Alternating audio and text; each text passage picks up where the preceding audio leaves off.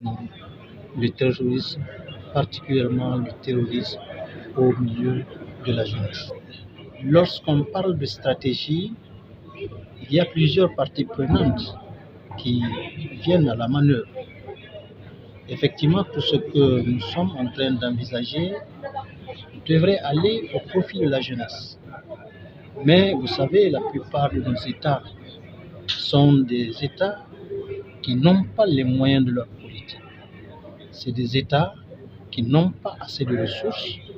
Et donc, pour atteindre de tels objectifs suffisamment ambitieux, il faut chercher des partenaires. Et c'est l'objet de notre rencontre avec aujourd'hui des partenaires comme le Qatar, des partenaires comme l'Union interparlementaire.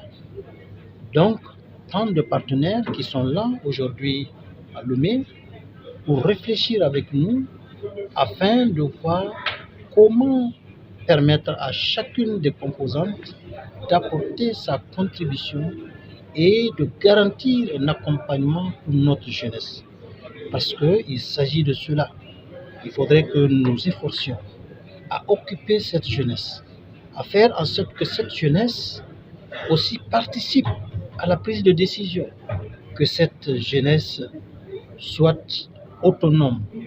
Parce que si vous avez suivi l'intervention de son Excellence, Monsieur le Président de l'Assemblée nationale du Niger, il disait à l'entame de son propos que tous les ans, il y a au moins 500 000 jeunes qui répondent à l'appel de l'emploi.